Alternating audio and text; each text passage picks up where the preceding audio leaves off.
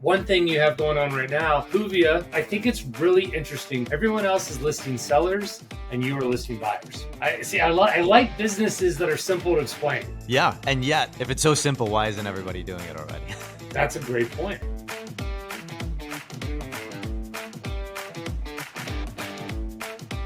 All right, man. Hey, Pat, it's great to have you on the show. Thanks for coming on the podcast. Good to see you, bud. Good to see you too, Lanny. I've always enjoyed working with you guys. We've got Kilner and Kirk team background for our audience, for those that don't know you. I mean, you guys have sold over $1 billion of total real estate sales over a lifetime. Oh, you've always had good entrepreneurial ideas. When I've spoken to you, I think you have a variety of businesses you started over the years. One thing you have going on right now, Whoovia, I think it's really interesting because at the very simplest way to explain it, everyone else is listing sellers and you are listing buyers. I like businesses that are simple to explain. Yeah, and yet, if it's so simple, why isn't everybody doing it already? That's a great point. We'll dive into that a little bit. Yeah, I'd love to get into your journey. You started off as an individual agent, eventually into a team, start some other things. Now you have this business. Why don't you give us a little background on the whole journey? Yeah, my dad coming out of grad school said, hey, go talk to this guy who knows everybody in the area, give him your resume. And simultaneously, I remember that conversation. He said, by the way, as you're thinking about what to do now that you're starting a family, my suggestion is to get into a field where you can imagine yourself still in that field 30 years from now, because the people who have done the best financially, in my opinion, that's one trend I've seen. Some of the best career advice my dad ever gave me. He's a very wise man. But that advice, it happened that the person I went and spoke with had his own boutique brokerage. And he said, hey, how about real estate? And I said, let me think about it a little bit. And using that paradigm that my dad gave me, I realized this is the type of business I could imagine myself in 30 plus years from now. And here I am 20 years in. There you go. What do you think, does your dad ever talk about, or what do you think the reason why people are successful that long? Is it because you become an expert in the field? Is it something else? So I like this concept of building career capital. So if you're a fan of reading, Cal Newport is one of my favorite authors, and he talks about this concept of, listen, don't try to find your passion, just focus on building really awesome skills at every turn in your professional career. And you're going to open up pathways that you would have never expected you could open, because at each incremental step, you're deploying your career capital at a higher and higher level. And for those of us who own businesses, part of the joy of doing business is that you get to deploy new capital that you didn't have prior. And some of us have fiscal capital, and that's always great, but that's limiting. Career capital, you can constantly accumulate as well. That makes a lot of sense. On the passion front, I have a very strong feeling on this. So I loved sports growing up. Eventually, I worked at PricewaterhouseCoopers out of college, and I went and started a sport and social club in San Diego. I was like, sports. Oh, everyone's like, there's no money in sports. I was like, oh, we'll find a way. And we did find a way to have a lot of revenue and a variety of things we did, but we could never make money on it. The only people who make money in sports were the professional teams, maybe a few others, but we just could not break the code. Did it for 13 years, 4 different businesses within that space, just could never figure it out. So it reminded me of yes, I love sports, but make sure you go into a business that has a good margin. For sure. And you've taken that career capital and pivoted it into what you're doing now at Ally. We get to hang out with you and see all your creative ideas because you're bringing that into this field as well. So I was just fortunate enough to get into an industry that I still am in many years later. And within that industry, the amount of leeway to pivot is really, really cool. Yeah, no, that's a good point, right? And so you started as an individual agent, you created a team. I think there's some other things along the way. Was it coaching, some few things? Give me the variety of things you've been able to pivot to within real estate. As you mentioned, individual agent, find your first leveraged talent, your first EA, executive assistant, okay, then buyer agent, then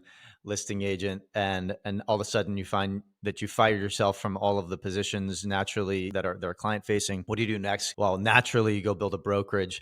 I learned the hard way that I was building a brokerage at the same time that brokerage margins generally were getting crushed, and realized in order to make this happen in a way that's really interesting financially for my family, I probably need to be at 150, 200 agents in order to make this work. I saw pretty clearly at that point that that's not where I needed to deploy my talent. Simultaneous to that, as an attraction to our company I'd been training, simultaneous to training my my own agents. I had friends in the business who said, can you train our agents at this other brokerage that is non-competitive? Great. So I was being pulled in that direction as well. So built out a whole training program for agents as well. That allowed me to see that people were having similar problems to us across many brokerages. And one of the problems that I think we all face, almost regardless of where we are in the world, is that there's not typically all of the homes available that you'd like to have available for your clients. Whether you're in super inventory constrained markets like ours or in more buyer markets, as fiduciaries to our clients, we need to find them the best possible house for them.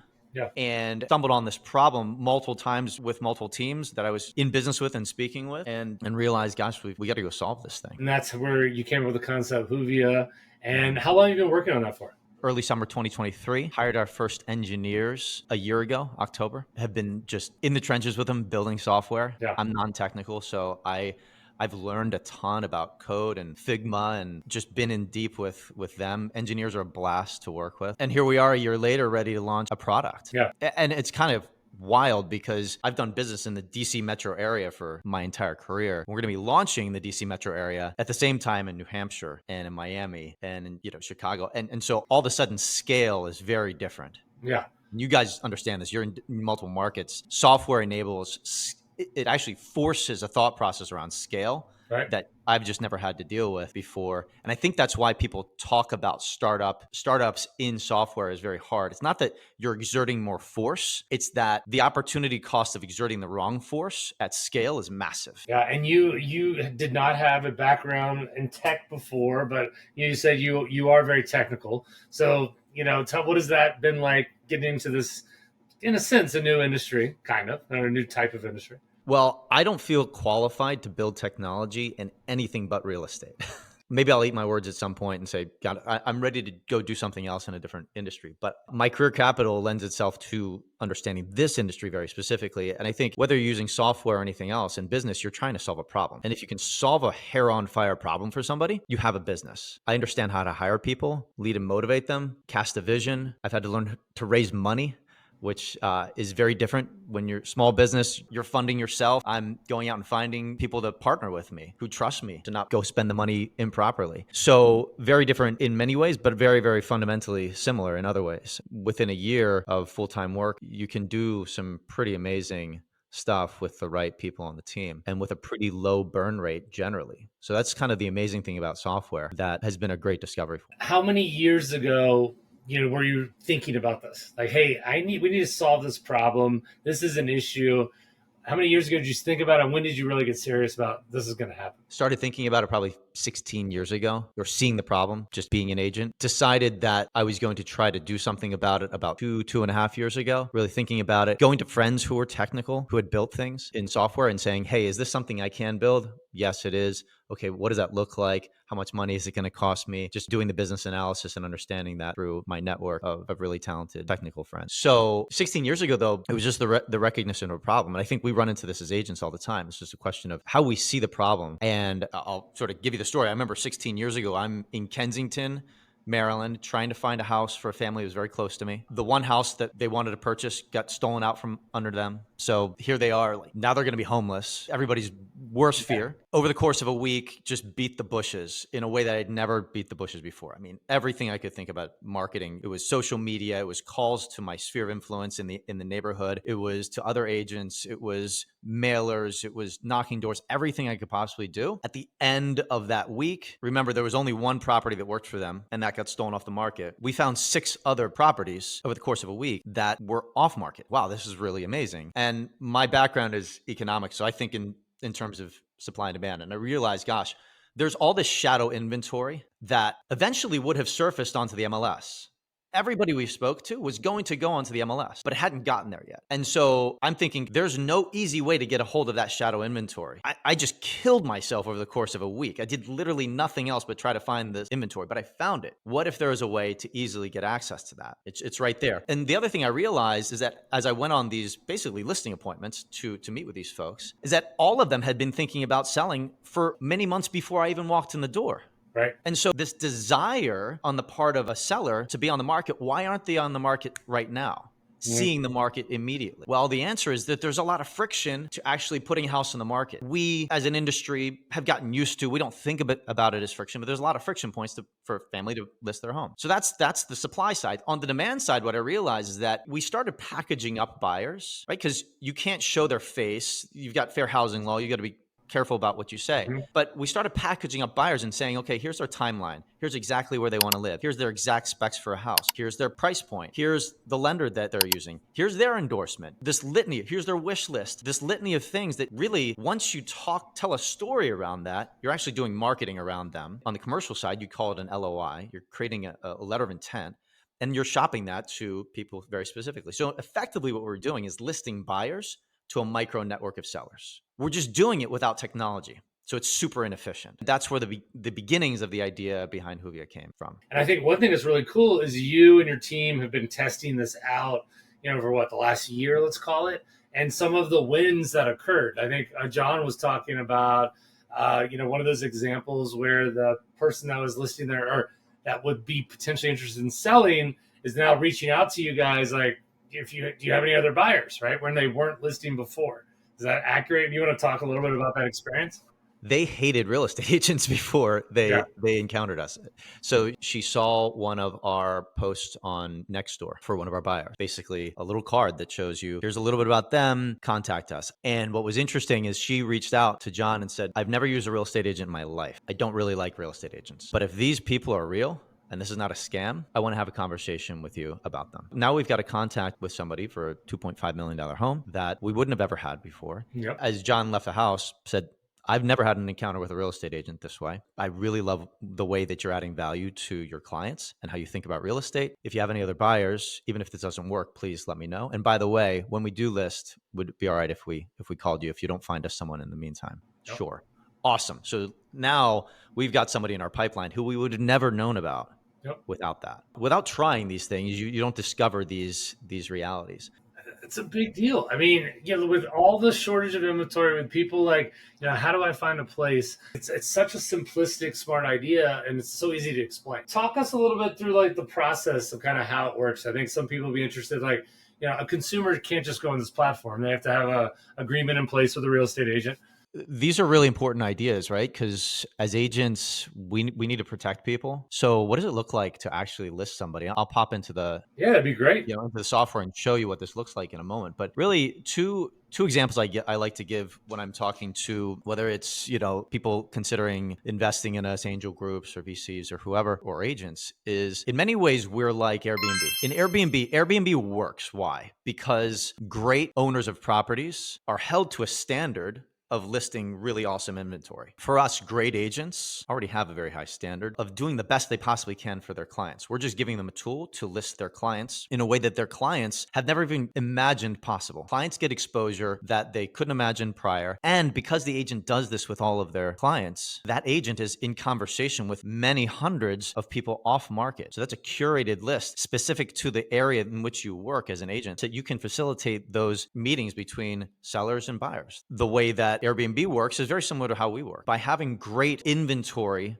of the best possible buyers with the best qualifications in certain areas, sellers reach out. A seller can actually see demand for their house and very high level demand for their house instantaneously. The other analogy I like to use is Bumble. So I've been happily married for 20 years. So I've never actually been a user on Bumble, but have studied it pretty extensively. And the way that Bumble works is that you have this entrant into the marketplace in Bumble. And what Bumble said is, the problem is that girls are constantly being bombarded by messages, and that creates a bad user experience for them. And so what we want to do is we're going to actually allow the lady to selectively decide who she's going to send a message to. Right. Gotcha. So you got the buyer who's listing themselves, the seller's able to see, okay, I'm interested in this person. They're kind of in my price range. They're looking for something similar to me. Hey, let's have a conversation, and it begins. Yeah, and the seller is the first initiator. If you think about why things like Zillow Make Me Move just really opened the door to lots of agents just marketing directly to them, it's because that signal that, hey, I'm willing to sell at this price, even if it was a crazy price, caused a ton of bombardment by people pounding the phones and looking for listings. That's another paradigm we've thought through a lot is, how do we make it such that sellers are not actually ever listed, but they have the ability to see demand instantaneously and interact with that demand. And so that's at the root of Whoovia. And there's all sorts of ways in which I've spoken to some amazingly smart agents who have tremendous businesses, and there's all sorts of ways in which they are going to be using what we're going to be rolling out here at the end of the month, as well as things that they would like to see in a super mature marketplace. Initially, my goal is let's roll out an amazing tool for the top agents so that they can create value that would be unprecedented in the marketplace for their buyers, as well as value for their sellers. So how do we do that in a way that allows the best in the business to actually take significant market share? And you can imagine as I talk through all of this, look, all of us know this business is sort of funny, right? You've got 1.6 million people who pay dues to NAR on an annual basis. 63% of them didn't do a deal last year. And so you have hobbyists, and you have, at the very, very high end, you have fiduciaries who are awesome at what they do. Yep. My goal is to give those fiduciaries a tool that allows for immediate separation from anybody else in the business. So, are there other things like this in the market currently? Or, who's the closest and what issues do they have? Yeah. So there are people pointing in the right direction, I think. Look, there's for as long as real estate's been out there, we've been trying to figure out this lack of inventory problem. Yeah. There are, without giving away all of our sort of tactical thought process around the way in which we're bringing this to market, because there are people who in other parts of the country are thinking about this, or even thinking about it in terms of buyer listings. But I think they're missing some significant tactical adjustments to how they're bringing this to market. Yeah. And, those specifics around tactical adjustments, like one thing we always talk about here is, for example, hey, let's give a shirt to someone. All right, well, if you give them a shirt that says Allied Title on it, no one's going to wear it. But if you give them a shirt that says Always Settle on it, or you need closure, they're like, that's a conversation starter. And so I have a real estate agent told me he's closed 7 deals at the gym because people walk up and say, I would never settle. What's that about? But it's created a conversation and started. So the point is, the way you execute and those little tweaks matter a lot. That's kind of where you're going with this, right? Like the details within that software platform. And those little, what if we did this? I'm sure it matters on if it gets adoption or not. Yeah. And well, in software is really easy to steal and duplicate, and it's very hard to defend against that. So we are going to create our own competition almost definitely. When it comes to sort of features, right? Software features are relatively cheap. In business, everything is execution.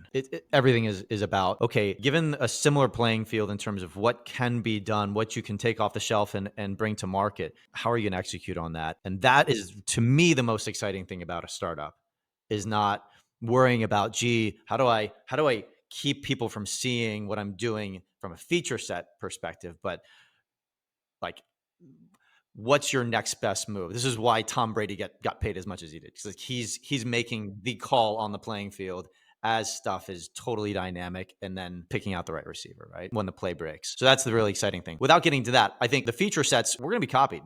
That's just the reality. Yep. And if you think about, there's basically 2 ways to figure this out. For most of real estate history, we've tried to figure this out by basically pulling inventory off market. The problem, I think, is that we've been thinking about it in a very sort of linear way. We believe that the only way to fix this is to just go get more houses on a platform. What if we put buyers on a platform and attracted owners to them? Who has all the inventory? Owners. They have all of it. So why not attract all of them to one platform? As a tech company, you ask yourself, okay, then if that's the case, then what's the feature that we're going to bring first to the marketplace and why? Do you want to share kind of a little bit about what it looks like? Okay, so what I want to share with you first, I think this is probably the most fundamental thing to understand, is, okay, what would this letter of intent on steroids look like if you were to systematically put together the best in-class marketing you possibly could for your buyer? What would that look like?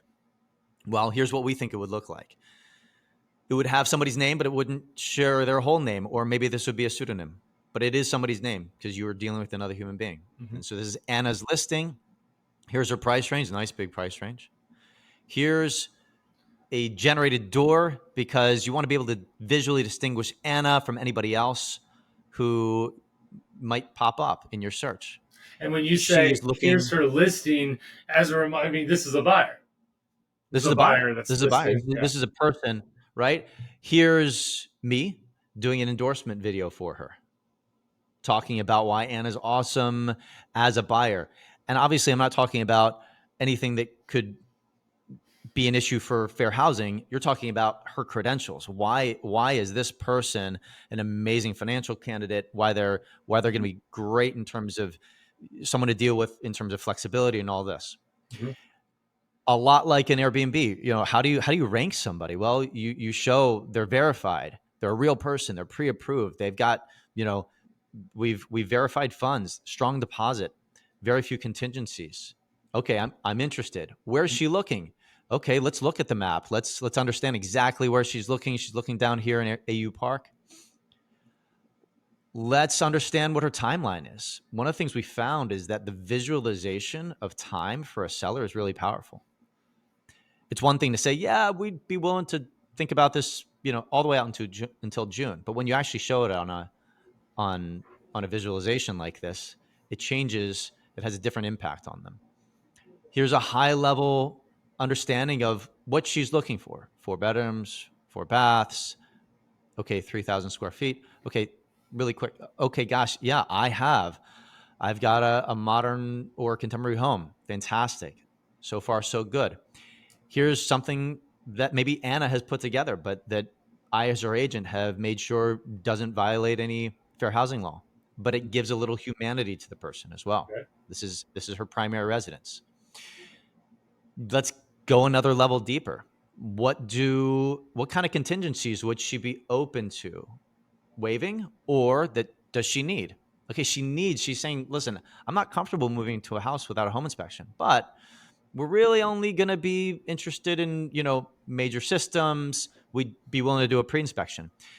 All of these fields are opportunities, frankly, for an agent to show the way in which they think about representing their client. Look, we as agents know the negotiation starts before the first conversation. Yeah. And how we're positioning, how we're posturing.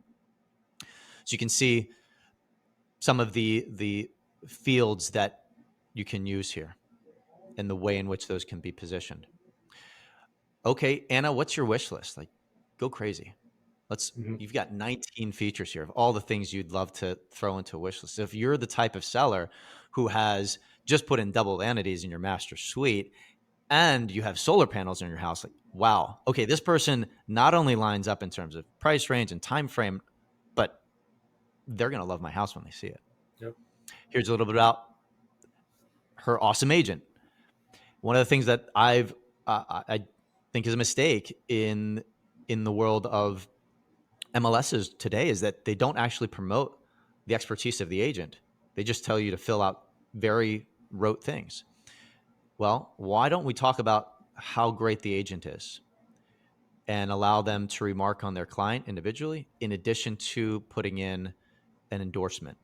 Why not have the opportunity for a lender to endorse this buyer as well? I mean, when we send in our offers in competitive situations, oftentimes we're having our lender send in their endorsement, at least making a phone call. Why not make this go viral? What if this buyer could take their own link and send it to all their friends who live in the neighborhood where they want to be, and allow those people to post it on their listservs and onto their Facebook feeds? That's actually a really Why good not? point. I didn't think about that, which is like, in my neighborhood, I've got a certain amount of friends who I'm like, hey, let me know when you're interested. I'm going to look around, tell people, right? Like, share that information. And so that's a really good point. Like, if you're in a neighborhood, I mean, my wife's the head of a neighborhood association. She's going to share that. Hey, if anyone's looking to sell, we got this buyer here, right? Right. Yeah. If you are a perfect example of the type of person who probably knows everybody, and between you and your wife, definitely knows everybody. And so who's thinking about selling months in advance of them ever coming onto the market. Right. Because you're walking the dog, you're out there with the kids, you're part of the association. Awesome. Some of the best deals we've ever done have been referrals from past clients who already live in neighborhoods where we want to place the next people. Yep. Makes sense. And they go, yeah, I just talked to Mrs. Smith down the road. Let me go ahead and set that up. Yep. Here's what's amazing about human beings is that trust is transferable. So when it's the neighbor who says, hey, you know what? I just heard about these awesome people who want to live in the neighborhood. Let me go ahead and pass on their information. Boom. Now it's a warm intro. Totally different than a cold mailer that goes to a neighborhood. Yeah, I mean, initially I was like, are you spending a lot of money on to get the sellers to find out about it? But I can definitely see how the people that are the agents, the people that are in the neighborhood are going to spread the word pretty quickly to all the sellers or people that would potentially sell. Right. I mean, look, what percentage of people do you think have Zillow downloaded on their phone and are getting updates from Zillow about the value of their house? Yeah. Good amount. Probably 50% of Yeah. people who live in neighborhoods, right? Yeah. Maybe more.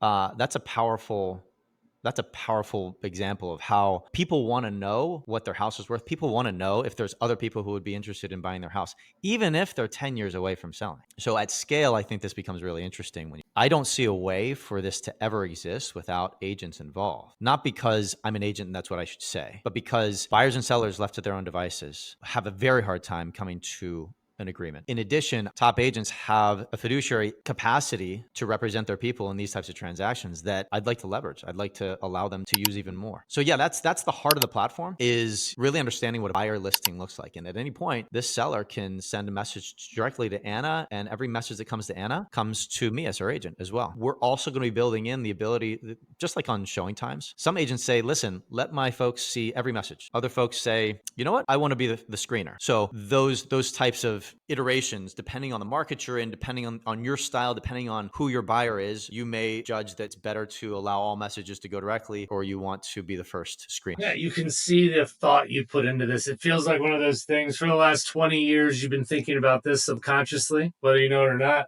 Like, man, what if we had this? What if we had that? And now you've created it, right?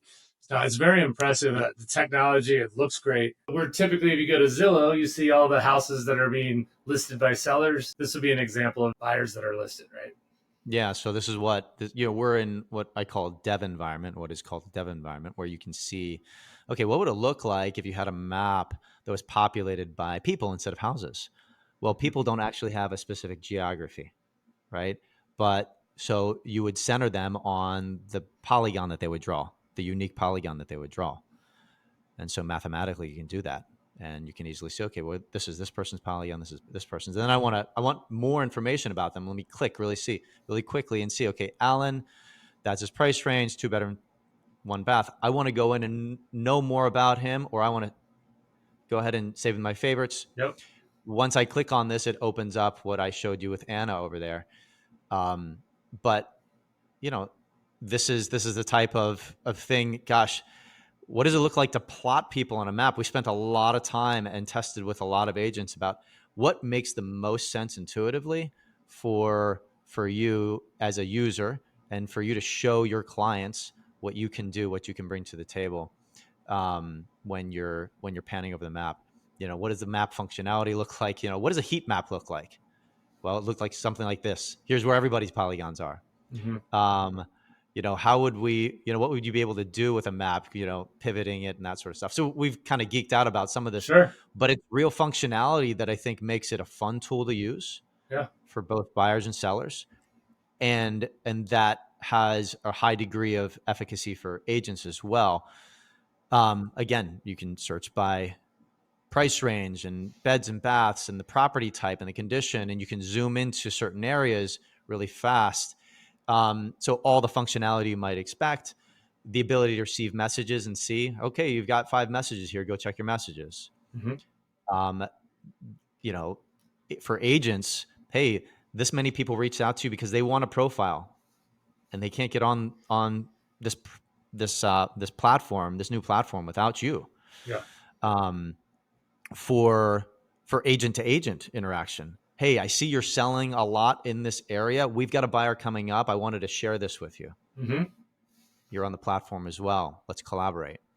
Um, for you're going out on a listing appointment and you want to do research on the type of people who would want to purchase in that area, not just sort of high level, here's how many showings have been going on in that neighborhood, but here are some of the people, here's some of their profiles. And by the way, I've made calls to those agents ahead of time to begin thinking about how we might position you in the marketplace with their buyers in particular. Think of this as having all of the same capacity that you would have on the home side, just flipped to the inventory of great buyers. And imagine a world where every time you have a buyer and people are reaching out to you about them, you can go ahead and capture that inventory. So now you have a list of inventory every time you're at an open house and you're in a certain area and you say, okay, gosh, I've got these, 5 ongoing conversations with sellers in Kensington Yeah. that are not on the market yet. And that's a huge value add because right now there's only 2 properties that meet your criteria. For my clients, I make private intros to these folks. So those are some of the things that we'll be bringing to the market here as the month wanes. I like it, man. Look, I mean, you gave me a little glimpse into this a few months ago. You've done a great job with it. It looks great. Thank you. There's a lot of common sense here, which I think is very critical with successful businesses. It makes a lot of sense. I know you're in the very early stages because we waited to shoot this podcast. In fact, let's say someone's interested in selling. Can they go on their website now and claim their house? Is that available to all sellers to do so? It will be at the end of the month. Okay. That sellers will be able to go on and claim their home. You can't, as a seller, message the agent and or their buyer without claiming your property. By the way, and this is really important, at no point do you have access to the buyer's personal information. So you can't get their cell phone, you can't get their email. The only way to communicate with a buyer is direct one-to-one, and their agent sees it. And that's if the agent allows for you to even get in touch with them directly. We're only rolling this out by invite only in the DMV. Initially, that's both important for us just from a control standpoint as a tech company rolling this out incrementally and making sure that we're serving the people who are most excited about this to the best of our ability right out of the gates with version 1.0, as we're calling it. And for agents who are listening to this and I haven't spoken to you already, let us know if you want to be on that list. We do have qualifications for this. You're either have to be of a certain volume or be on a team that is doing that type of volume because we want this in the hands of the people that can put deals together. Sure. Makes a lot of sense. So go to Whoovia.com. I'm sure there's contact forms on there. Is that the best way to get in touch with you? That's hands down the best way to get in touch with me. We look at those every day, every morning. You can find me pretty much anywhere. I have friends who are always like, oh man, Latney, I came up with that idea 15 years ago. It's like, no, you didn't come up with that. Everyone comes up with the ideas. It's about the execution. And so the fact that you hired a team, you put this all together, you raised money, you've built this, and it looks great. Version 1.0, I'm very impressed, man. And I think the common sense is there. It makes a lot of sense. So yeah, of course, I'd love to know who's interested in buying my neighborhood. I wish you the best. Hopefully we can get you connected to some of the top agents. Like you said, at the end of the day, it's not for the hobbyist. It's for those agents that have been in the business. You're creating that tool for them. I think it's a great product. Yeah. Look, we built this for ourselves, really. Initially, I built this for my team, realizing we're trying to solve a specific problem for who? For our clients. I think there's a lot of talk in the tech world within real estate about getting the people who will win are the ones closest to the consumer. What's most important to the consumer? That they find the best possible house so they can build wealth in that property. I think and we have a fiduciary duty to do that. What would it look like to have a tool that did that? Relationships that want to do business with you come as a result of your value in the marketplace. It's so cool to be launching this in an area where I have so many friends who I've been in business with for so long, who are top performers and awesome at what they do and have seen all sorts of crazy markets.